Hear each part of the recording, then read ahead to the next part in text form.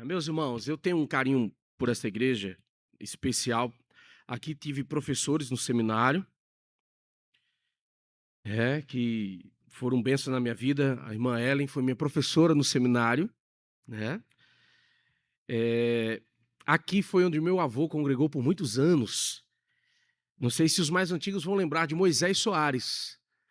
Meu avô, né? O diácono Moisés, meu avô, minha avó Helena. Então, assim, se eu não me engano, aqui foi onde os meus pais se casaram. Eu me casei aqui. Então eu tenho um carinho por essa igreja muito especial. E é uma história linda de bênçãos sem medidas. Essa igreja também teve parte na organização, né, da Igreja Batista Jordão, igreja que eu sou pastor hoje. Ela também teve influência lá. Então, essa igreja faz parte da minha história. Então, estou muito feliz por estar aqui. Eu lembro que os meus familiares falavam que o meu tio, o irmão do meu pai, ele tocava sanfona. Eu não vi isso. Dó maior aí, Daniel, dó maior. Você não tem uma sanfona, mas tem um piano, né? E ele cantava essa canção aqui nessa igreja. Não sei se os irmãos lembram disso, enfim, né? Mas era essa canção aqui, ó. O mercado está vazio, seu trabalho já parou, dos martelos dos obreiros o barulho já cessou. Os ceifeiros lá no campo terminaram seu labor. Toda a terra está em suspense, é a volta do Senhor. Cantemos. O rei está voltando, o rei está voltando, a trombeta está soando e o meu nome a chamar. O rei está voltando, o rei está voltando, aleluia.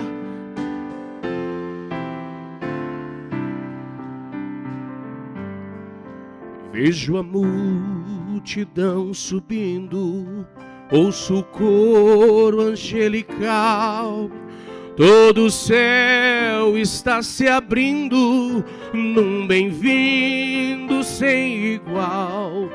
Como o som de muitas águas nós ouvimos ecoar, aleluia ao Cordeiro nós chegamos para o lar. Igreja,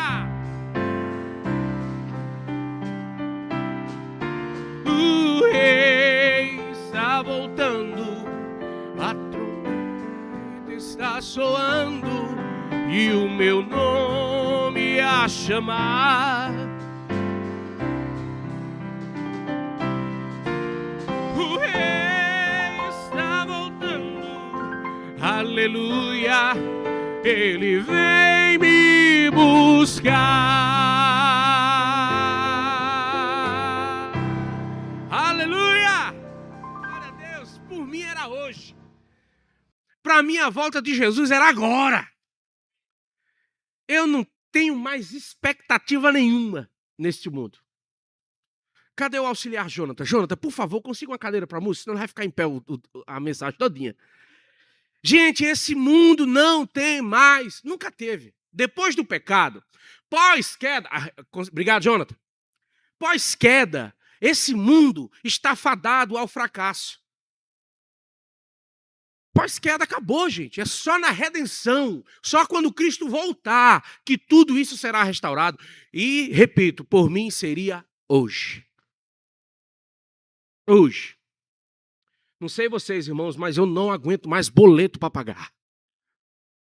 Lá no céu não vai ter boleto. Glória a Deus por isso. Oh, glória a Deus. Lá no céu não vai ter dor. É água? Obrigado, irmão. Tudo bem? Tá tudo bem, meu irmão, obrigado. Lá no céu não vai ter dor, lá no céu o Senhor enxugará dos nossos olhos todas as lágrimas.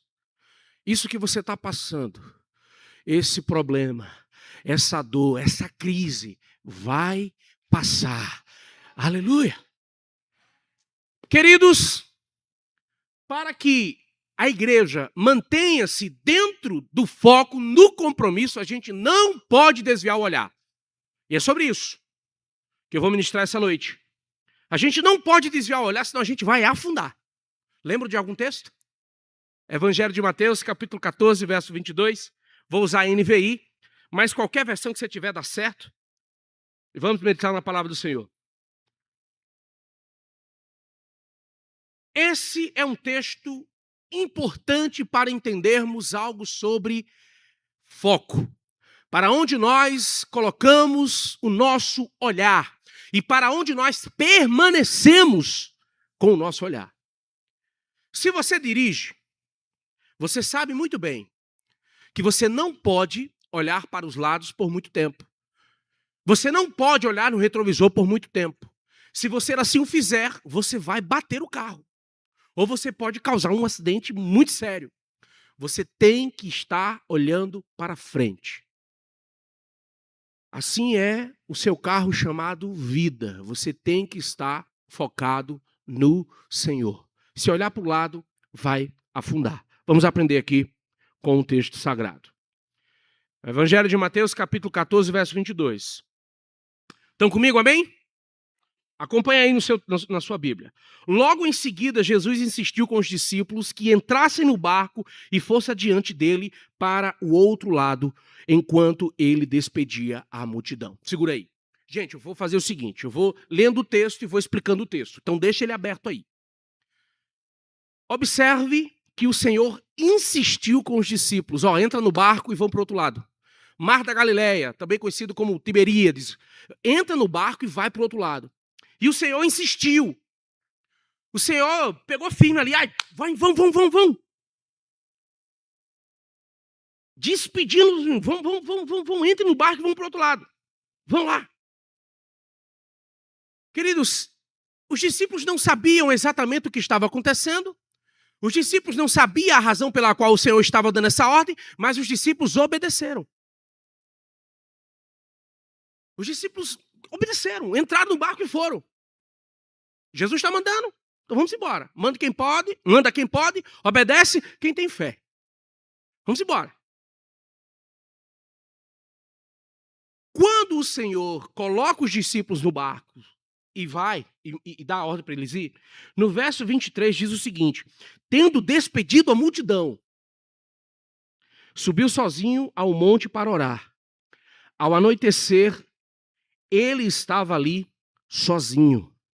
Mas o barco já estava a considerável distância da terra, fustigado, ou seja, açoitado pelas ondas, porque o vento soprava em sentido contrário. O Evangelho de Mateus não registra a razão pela qual Jesus foi tão insistente com os discípulos e foi tão insistente com a multidão para dispensá-la, mas o Evangelho de João registra a razão. No capítulo 16, a partir do verso 14, mostra que depois do milagre da multiplicação, que fora o que acontecera há pouco tempo, depois do milagre da multiplicação, as pessoas queriam transformar Jesus num rei. Só que não era o rei que ele já era um rei político. E Jesus não tinha esse objetivo. Não era essa a missão de Jesus. A missão de Jesus era a cruz. Essa era a missão do Senhor. E aí, queridos, precisamos aprender com o Mestre. Quantas e quantas vezes tentam nos propor coisas para a gente sair da visão de Deus? Para a gente sair do propósito do Senhor. Olha para você e diz: rapaz, você é um talento. Você dá certinho nesse lugar aqui. E aí esse lugar é o lugar da tua destruição. Esse lugar é o lugar da tua ruína. Por quê? Porque você vai sair do propósito do Senhor. E nós temos compromisso com Deus, nós precisamos estar focados. A minha igreja do Senhor, não podemos sair do propósito. Essa aventura aqui é interessante para você. E aí se envolve na aventura, perde a família. e tantas outras coisas que acontecem que o inimigo fica colocando e às vezes usando pessoas para, massagear o nosso ego. Mas, rapaz, Múcio, sua voz é muito bonita. Você daria certinho numa banda de forró que eu tenho ali. Teu estilo. Ah, essa banda é muito boa. Vamos pagar caro para ela festejar aí nas festas da cidade. Mas muitas vezes essas decisões nos afastam do Senhor. E nós não podemos, queridos, sair daquilo que Deus colocou para a gente. Enquanto os discípulos estavam lá no mar, Jesus estava orando por eles e certamente por aqueles que não entenderam a mensagem e nem a razão dos milagres. Meus irmãos, agora pensem comigo. Somos discípulos do Senhor. Todo mundo aqui. Chega Jesus e diz, vamos lá no barco. Vamos ali no Rio Potengi.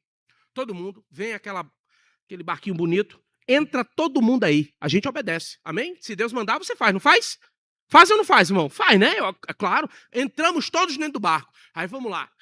Show de bola. Tá uma bênção. Todo mundo lá tomando lanchinho. E de repente, os ventos começam a soprar contra o barco começa a se mexer, e aí a coisa começa a ficar feia. E aí, certamente, virá ao nosso coração uma dúvida. Como é que Deus manda a gente entrar no barco e enfrentar uma tempestade dessa? Será que ele não sabia? Será que Deus não sabia que o mar estaria agitado e iria provocar ondas de tal forma que o barco ficasse numa situação difícil?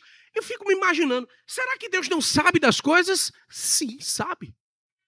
Isso aqui tem uma lição importante, que é a seguinte: nem tudo que a gente faz diante da vontade de Deus vai nos trazer dias alegres. Meus irmãos, em alguns momentos, fazer a vontade de Deus vai te trazer grandes desafios. Grandes desafios. Dizer não para determinados erros ou determinadas propostas vão te trazer grandes desafios. Está dentro da vontade do Senhor para a tua vida. Vai sim, em alguns momentos, te trazer grandes desafios. Mas a lição desse texto é poderosa, porque o Senhor não nos deixa sozinhos. Os discípulos obedeceram. Estavam dentro do barco e o negócio não estava nada legal. Nada legal. Mas, meus irmãos, nós precisamos nos lembrar dos Salmos. Salmo 121, verso 4 diz: não dormita nem dorme o guarda de Israel. O Senhor tem olhado para nós. O nosso Deus não dorme. Ele não se esqueceu. As suas promessas serão cumpridas. Ele vai voltar.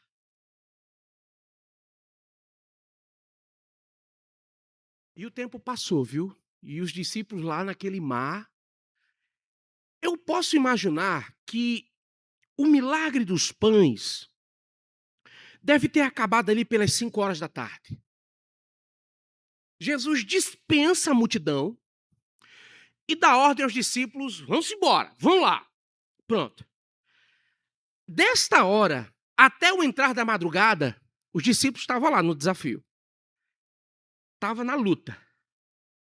E o verso 25 continua essa linda história. Alta madrugada, Jesus dirigiu-se a eles, andando sobre o lago. Quando o viram andando sobre o lago, ficaram aterrorizados e disseram: é um fantasma. Gritaram de medo. Gente, em algumas versões diz quarta vigília. Isso é entre 3 da manhã e 6 da manhã. Vamos lá, vamos pensar que 18 horas, mais ou menos, eles entraram no barco, foram lá para o mar e pronto. Das 18 horas até mais ou menos entre 3 e 6 da manhã, naquele desafio, naquela luta, naquele problema. Meu irmão, será que Deus não vai chegar, não? Olha aonde foi que Deus nos colocou. Eu já pensei isso algumas vezes.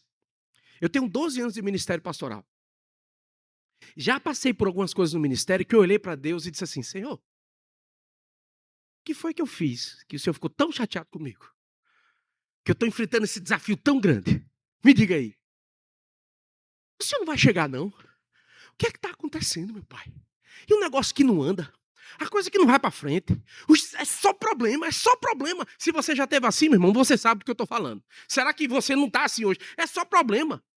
Sai, o carro quebra, chego, sou demitido, e uma série de problemas, E, Senhor, eu estou dentro da tua vontade, eu estou fazendo as coisas certas, eu estou caminhando contigo, mas está dando tudo errado.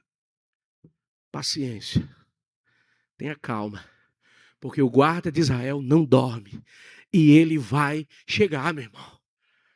Ele vai chegar. Seja para resolver seu problema, seja para curar você, seja para o que for, ele vai, meu irmão, vai chegar. Seja para levar você para a eternidade, seja para voltar e pegar a sua igreja. Gente, tudo vai acabar bem. Tudo vai acabar bem. Neste filme, nós já sabemos o final e seremos os vitoriosos. A igreja triunfará, meu irmão. É promessa do Senhor. E aí, quando a gente começa a perceber a aproximação do Pai, os problemas e as circunstâncias nos fazem enxergar outras coisas. Era Deus chegando. Era a solução. Mas o que foi que eles enxergaram? Um fantasma. O negócio está tão complicado que a gente não está enxergando mais nada. Não passava pela cabeça deles. Jesus já estava muito longe, estava longe. Não passava pela cabeça daqueles pescadores, daqueles discípulos, que aquela imagem era o próprio Deus. Estava tudo confuso. A solução vinda e eles é um fantasma. Pronto, agora arrebentou tudo. Vamos todo mundo... Acabou. Se joga todo mundo no mar, acabou-se. Era só o que estava faltando. Fantasmas. Diga aí, gente. É aquele barulho de noite dentro de casa. O que é isso, meu Deus? Eita, e agora? Aqueles vultos que passam, né? O que é isso? Meus irmãos, quando as circunstâncias elas tomam conta do nosso coração, quando o medo, quando o desespero sufoca a fé, a gente não vê mais Jesus, a gente vê fantasmas. A gente não vê mais solução. E nós precisamos esperar pela salvação do Senhor, como ensina o profeta em Lamentações. Esperem alegremente, pacientemente no Senhor, Ele vai chegar. Não se desespere. Com isso a gente aprende algumas coisas, dentre elas, não meter os pés pelas mãos. Não se apresse. Não se apresse, porque você vai fazer alguma coisa errada. Eu costumo ensinar nos aconselhamentos bíblicos o seguinte: se você tem algum problema, gente, isso é dica de ouro, tá? Isso é dica de ouro, você vai economizar na terapia agora. Dica de ouro, olha só. Se você tem um problema, surgiu uma situação, e você não sabe o que fazer, o que é que você faz? O que é que você faz, pastor Arthur? O que é que você faz? Ora. E no que diz respeito à minha atitude, não faça nada. Espere. Senão você vai confundir a ação de Deus com fantasmas. Espere. Tenha paciência. Tenha paciência. Jesus viu o desespero. Jesus viu aquele temor. Jesus viu tudo aquilo. E certamente Jesus ouviu. Eles, sem fé, desesperados, é um fantasma. É um fantasma. E aí, Pedro, é um fantasma, meu irmão. Deu errado. Deu errado.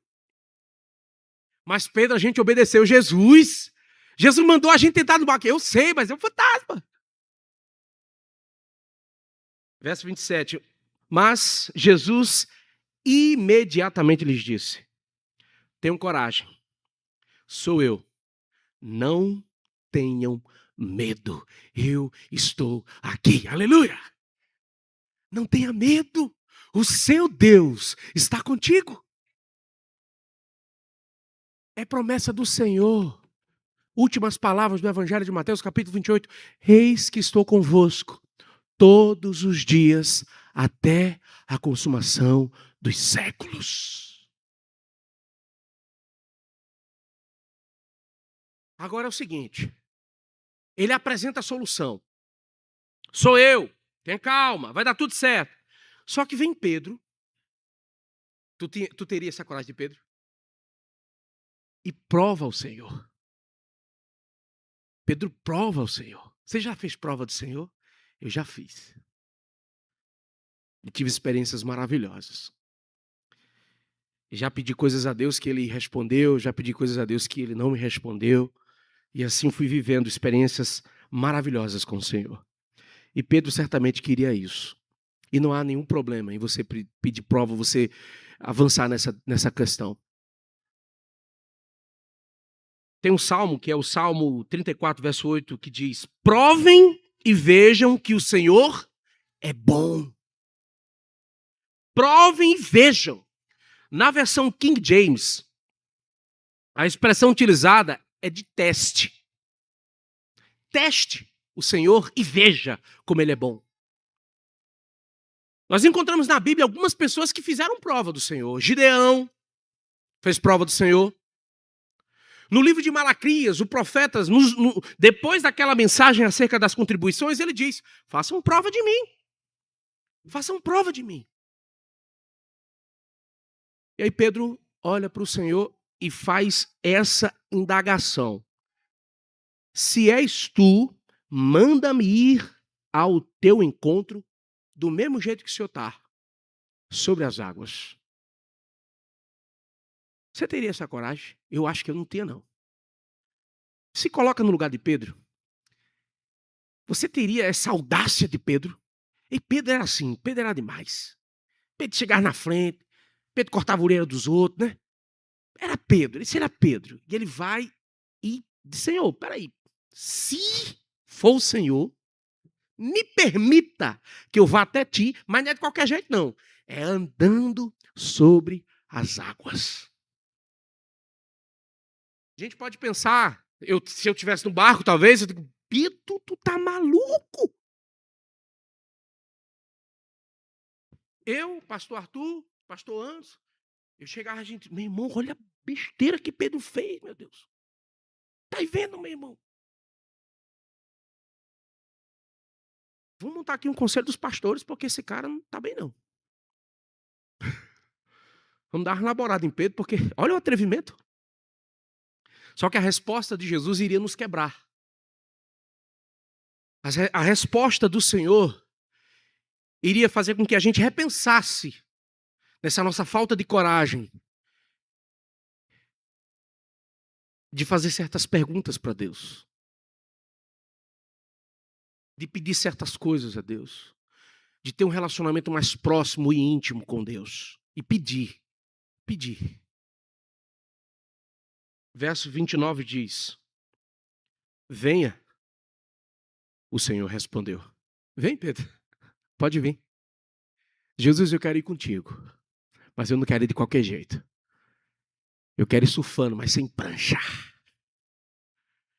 Eu quero sentir a água como terra e andar sobre ela como se eu estivesse pisando na areia do mar. Mas eu estou pisando no próprio mar. E Jesus diz: vem, Pedro, venha, porque não há nada que eu não possa fazer. E se for para você estar perto dele, se o seu esforço for para chegar mais perto dele, não se engane. Ele vai te ajudar. E se necessário for, andarás por cima de todas as dificuldades para chegar perto do seu mestre. Aleluia! Aleluia! Aleluia! Então Pedro saiu do barco, andou sobre as águas e foi em direção a Jesus. Andou sobre as águas. Gente, teve uma vez, meditando nesse texto, eu fui a Prado Forte. Aproveitei o momento de lazer e digo, eu vou ali nas pedras. Certamente você conhece ali a Praia do Forte, você tem aqui umas rochas que faz aquela piscina natural, aí a água estava baixa, eu andando por cima das rochas ali, aí eu fui me aproximando do lado de lá, do lado do oceano mesmo, e eu olhei assim, não, eu não pulei, viu? Calma, irmãos, calma, mas eu olhei e fiquei refletindo, viajando, contemplando como é que alguém consegue andar sobre as águas. As maravilhas do Senhor. E Ele não só fará você andar sobre as águas, Ele te salva, Ele purifica você dos pecados, Ele limpa você de toda iniquidade e faz com que você more com Ele eternamente, na eternidade, na glória com o Senhor. Assim como Davi fez com Mefibosete, um pobre, deficiente, que não tinha nada para oferecer ao rei, sentou à mesa o resto da sua vida. Venha, disse o Senhor Jesus, venha, venha, venha. Se aproxime do Senhor. Se aproxime do Senhor. Que lindo, né, essa história? Podia acabar aqui o sermão, né? Aleluia, coisa linda, glória a Deus. Andando por cima do mar. Só que não acabou aí, meu irmão, porque o verso 30 diz que deu tudo errado. Deu tudo errado. Mas quando reparou o vento, Pedro ficou com medo. Verso 30. E começou a afundar. Gente, esse é um texto em que a explicação dele é muito clara. Eu lendo os comentaristas, essa turma que passa a vida toda estudando e escrevendo livro para ajudar os pregadores, os pastores, os professores a ensinar a Bíblia de uma forma, né, mais interessante, mais fiel. Todos que eu procurei, que eu pesquisei, tinham basicamente a mesma interpretação dessa passagem aqui.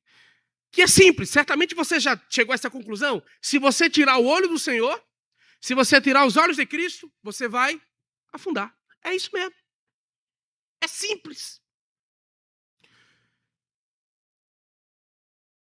Pedro direcionou o seu olhar para o vento,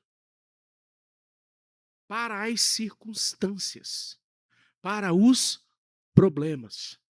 E aí, afundou. Outra lição importante. Quando a gente está afundando, a gente precisa gritar, clamar pelo nome do Senhor Jesus. Imediatamente, ele gritou e o Senhor prontamente estendeu a sua mão. Quando Pedro estava afundando, Jesus disse, mas Pedro, menino levado. E Pedro afundando e Jesus, como é que pode? Eu não disse a tu? Eu não disse a tu? A gente é que faz isso. A gente que fica medindo, a gente que fica julgando, o Senhor estenda a mão. E nós precisamos aprender com o mestre. Estenda a mão. Agora, quando Pedro estava firme e forte, quando o Senhor o colocou de lado assim, firme, sobre as águas, ele disse, homem de pequena fé, por que você duvidou? Por que você duvidou? E aí ele ensina, ele disciplina, ele puxa a orelha. Nós precisamos olhar firmemente para Jesus, sua missão, seus propósitos, seus ensinos. Nós precisamos estar firmes. O mundo e as coisas do mundo têm tentado tirar a atenção da igreja. E, infelizmente, muitos têm caído.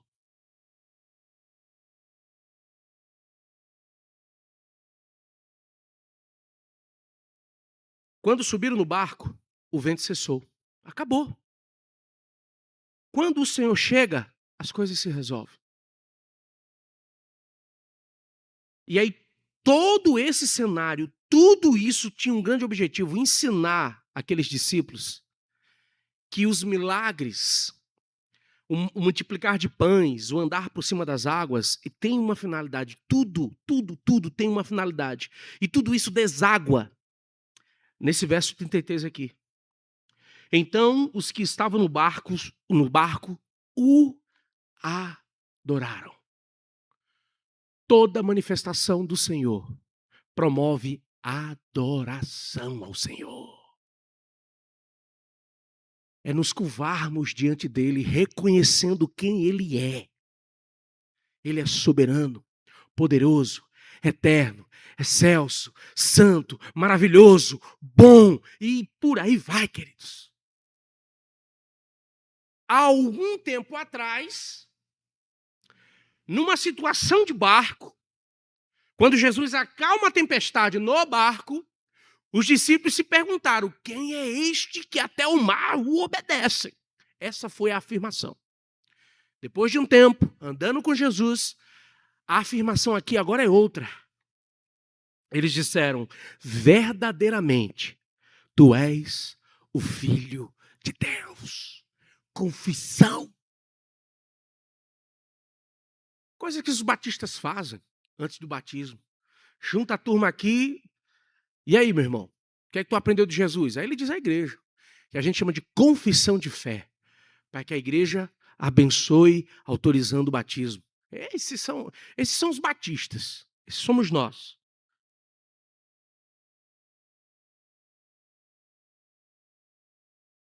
Caminhando para o final, queridos. A presença de Jesus nos faz adorá-lo, produz confissão e transformação de vida. Lembre de Pedro, olhem para Pedro. Muito tempo depois, algum tempo depois, vou usar essa expressão, no mesmo mar, após a ressurreição, os discípulos saíram para pescar. Dessa vez foi sobre a voz de Pedro, e não mais do Senhor. Porque Pedro disse: vou pescar. Os discípulos: eu vou também. Foram pescar e não pegaram nada. Nada. Lembra do que Jesus diz no Evangelho de João, no capítulo 15? Sem mim, nada podeis fazer. Pegaram nada. Jesus, à beira lá do mar. Pegaram alguma coisa? Nada. Passamos a noite todinha. A mesma noite, escura. Não sei se pegaram tempestade, o texto não diz. Mas foi uma luta e não pegaram nada.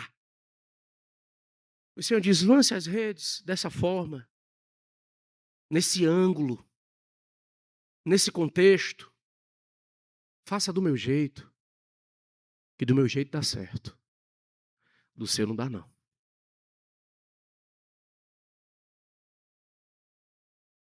E os discípulos lançaram e veio muito peixe. As bênçãos do Senhor. E elas vêm assim sem medida. E é legal porque abençoa a gente e os outros, porque o pão é nosso. Capítulo 21 de João, eu vou ler para os irmãos, a partir do verso 7. Depois disso, o discípulo a quem Jesus amava disse a Pedro: é o Senhor. Não é um fantasma, é o Senhor. Reconhecemos a ação do Mestre. Simão Pedro, ouvindo-o dizer isso, vestiu a capa, pois a havia tirado, e lançou-se ao mar. Ele não quis saber se ia andar, se não ia andar, ele lançou-se, ou nadou, ou correu, não sei. Só sei que ele foi ao encontro do Senhor, porque entendeu que não pode olhar para o lado, para as circunstâncias. Ele não queria nem saber mais do peixe, ele queria saber do Senhor. Amados irmãos, Igreja do Senhor, não podemos tirar os olhos de Cristo. Se desviarmos o nosso olhar para qualquer lado, para qualquer ângulo, não vamos conseguir. Se você está enfrentando ventos contrários, a mensagem de Jesus continua a mesma. Coloque essa palavra no seu coração. Verso 27 do capítulo 14 de Mateus. Coloque no seu coração. Coragem, diz o Senhor, sou eu. Não tenha medo. Aquele que caminhou sobre as águas continua soberano sobre todas as tempestades da vida. Que Deus abençoe vocês em nome de Jesus. E vamos avançar para a glória de Deus. Aleluia!